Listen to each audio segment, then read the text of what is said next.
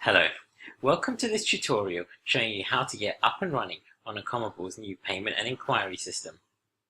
This screencast will be split into 3 short stages, where firstly, we'll show you how to get set up with a vendor account, secondly, how to use our messaging system, and thirdly, how to create invoices so you can receive payment from travelers.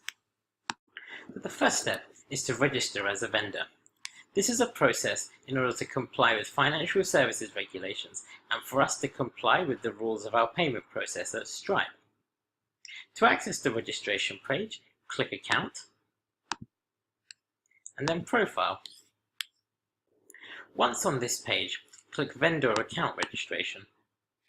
This will now take you to the page with our terms and conditions and a form for you to enter your information.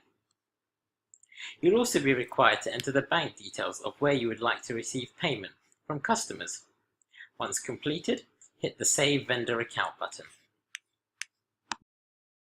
Once you've added those details, you'll return back to this page here. The final 2 steps are to firstly choose a public profile name that you would like travelers to see when they inquire on your property. And finally, you'll need to choose a default cancellation policy for your property. You can check out our page on cancellation policies in order to go through this in more detail and choose what works best for you. The second stage of this tutorial is to show you our new messaging system. The main purpose of our messaging system is to give you, the property owner, the opportunity to have unrestricted communication with a traveller. In order to do this part of the demo, I have set up 2 screens, one as a traveller, the other as a property owner. So here I am as a traveller and I see this wonderful apartment in London that I choose to make an inquiry on. I do so by filling out this form here and hitting the Send Inquiry button. That request will then be notified to you as a property owner.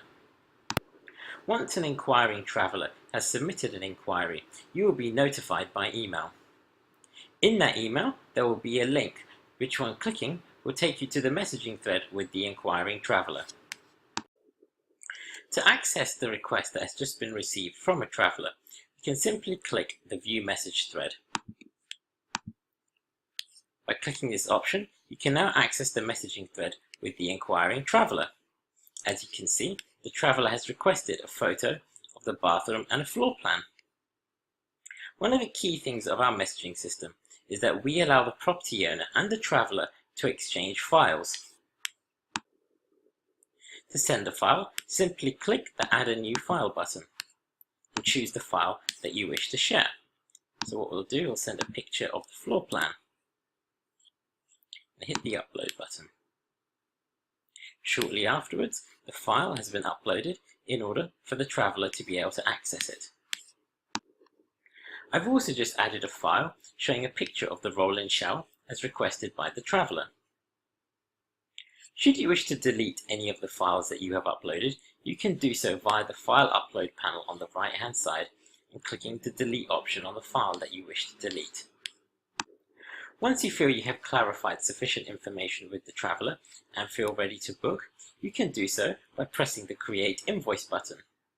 Alternatively, you can also close the inquiry should the conversation not be proceeding onto a booking.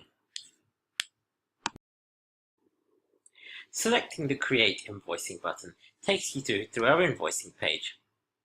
This is the final step of this tutorial in order to help you create an invoice and receive payment from the traveller.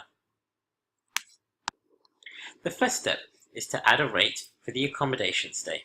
You can do so by clicking Add an Item. You can enter a name for the rate, what you'd like to call it. So let's call this Peak. You can do this on a nightly, a per week stay, or we can do it on a 3 or 4 night stay. But as you can see, the person has requested a 7 night stay. So we will do, just say this is £100, 7 nights. Save. As you can see, the invoice is tallied up automatically. The next step is to add any other additional items or surcharges. You can do so by adding the same thing again. So let's say we are going to add a cleaning charge. You can either do this on a nightly rate or as a flat rate, As it's a cleaning charge, we'll do it as a flat rate. Let's just say it's £25 and hit the save button. As you can see, the invoice is automatically updated. The next stage is to choose a deposit amount. This is for you to decide. You can choose anything from 10, 20 or 30%. You will receive this deposit within 48 hours of the customer paying. Once you've selected a deposit amount, the next step is to double check the cancellation policy. This policy you see here was selected during the vendor registration process where you chose a default policy. Finally, you can also add any other house rules as information, such as where to collect the keys or any other information that you would like a traveller to know. Just before previewing and saving the invoice and issuing it to the traveller, we urge you to check that the nights that the customer has requested match up with the rate that you have added on the accommodation line items. Once ready, hit save. You can preview the invoice.